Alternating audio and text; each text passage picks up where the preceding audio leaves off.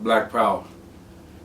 My name is Minister Hashim Nzinga. I'm the National Chief of Staff for the new Black Panther Party. Brothers and sisters, I'm coming to you today because I got some disturbing news this morning. Our brother Rick Ross was robbed in London of his jewelry. Well, that's beginning to be a normal thing in Black America. And it disturbs me very much because, first of all, I'm a revolutionary. Second of all, I interact and have interacted with the rap world for a long time now. I manage UGK and Pimp C and Bun B and big part of Trill Entertainment and others. Doing this through the insight and the wisdom of the Honorable Dr. Khalid Muhammad, who brought me into the new Black Panther Party as his National Chief of Staff and National Assistant, now working under the leadership of a wonderful, brilliant young brother out of Washington, D.C., our National Chairman, Attorney Malik Zulu Shabazz, who just landed in L.A. to bring something forward. On June 25th, the new Black Panther Party will be engaging in what we call our National and International Day of Action. And that's going to be in 60 cities in America and over 10 countries abroad. But why did I bring up my brother Rick Ross? Because just 3 or 4 days ago, I attended an event, was the Tupac 40th anniversary of his life. Tupac would have been 40 years old. And Rick Ross, along with Erykah Badu, Bun B, Raw Earls, Too Short, 8 Ball, MJG, Peel, Little Trill, and a lot of other rappers came to town to celebrate Tupac's life, along with the host, our brother Michael Epps, and along with Tupac's mother. And Rick Ross came through and did his Tupac song. And it's, to some people, his Tupac song is very controversial. But to me, it's not. Because I was trained by the Honorable Dr. Khalid Muhammad. Whenever you speak somebody's name who has made a spiritual transition into existence, you make their name live again. There's nothing that our brother Rick Ross can do to mess with, move, change the legacy of Brother Tupac. Because Brother Tupac was before his time. He was a prophet. And in his time, a prophet do things that people don't understand until much, much later. Tupac lived his life the way he wanted to live it. He told us what he wanted to tell us, the way he wanted to tell us. He showed the world what a young rapper could do and how he could use his influence and power to change Black America and people abroad. So there's nothing Brother Rick Ross can do to harm Tupac other than make some of the young brothers and sisters who may have never heard of Tupac's name go and research him and find out what this brother was about.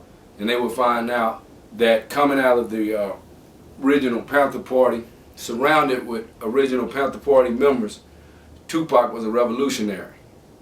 So we do this YouTube today to talk about what happened to Brother Rick Ross in London.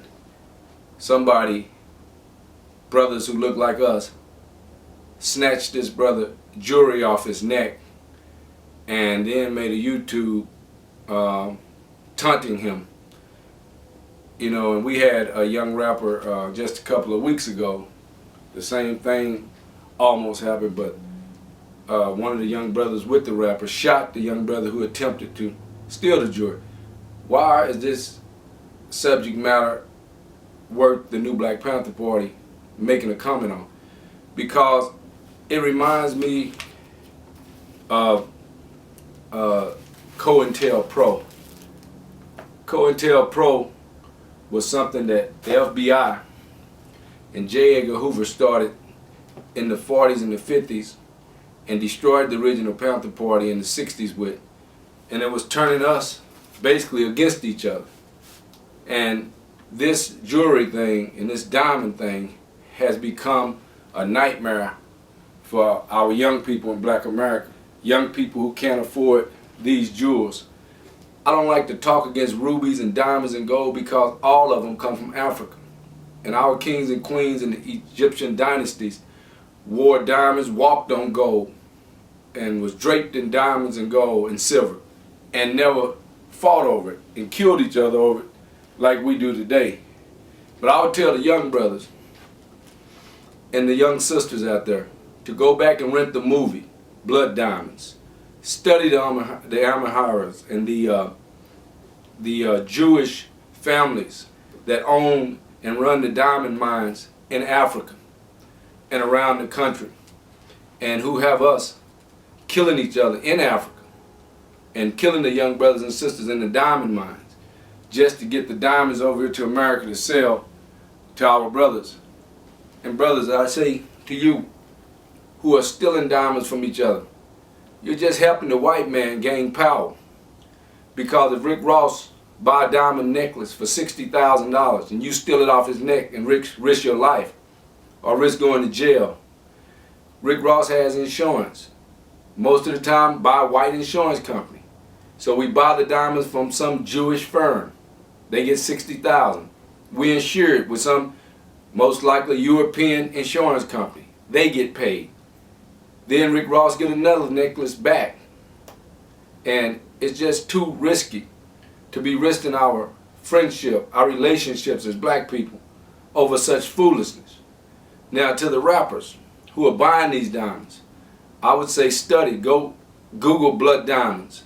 Not only the movie, just Google Blood Diamonds and read how the Jews and the Europeans control the diamond mines and how they control our people in Africa. And our people are dying just to get those diamonds to you.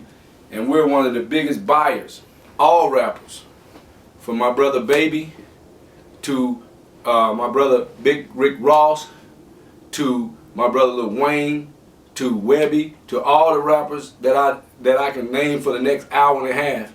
I would say let's come together and if we're gonna buy diamonds, let's get together and let's get us part of one of the diamond mines so we can make them affordable for us and our brothers over here.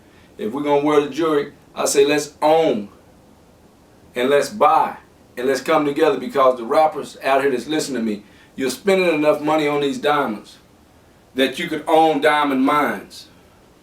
You can own diamond mines. So I reach out to you today, the National Chief of Staff of New Black Panther Party, saying let's stop the foolishness, tunning each other over YouTube, robbing our brothers, risking our lives for some diamonds that the white man got us foolishly fighting over.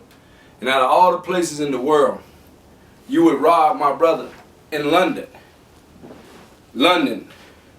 where the Queen of England sits on a throne with a crown full of diamonds which she's stolen from your brothers and sisters in Africa. You would go rob your brother when down the street from you is a queen that's wearing maybe $20, $30 million worth of diamonds every day. But you would rob your brother of his $60,000 necklace and taunt him. And when you study your history, when they say the sun rises and sets on the British Empire, out there where you robbed our brother, and there's a woman down the street who's so-called the Queen of England, who when our sister Michelle Obama went to England, they got mad, Europeans got mad because she touched this white woman. And this white woman in history, it's recorded, is no more than a thief. When you study Africa, when you study something that you young brothers might know, Shaka Zulu, the nation of warriors of Zulus that were taken over by the British Empire. When you study Mandela, who was put in jail in South Africa over 28 years, in your and my lifetime. These are the same people now who run South Africa, who run the diamond mines. When you study, my brothers, Patrice Lumumba, who was assassinated by the CIA in the Congos, you will learn that the Congos were full of diamonds. And when our brother Malcolm X, which you should read his book, The Assassination of Brother Malcolm X, You should start to read, young brothers, when you're on them tour buses and you're on them airplanes. And you should study this man, the Honorable Elijah Muhammad, the message to the black man. When Malcolm X was assassinated, the way Malcolm X got in trouble with the Nation of Islam is he made a comment that he don't get mad when the chicken come home to roost. And the comment was talking about John F. Kennedy having something to do with the death of our brother Patrice Lumumba.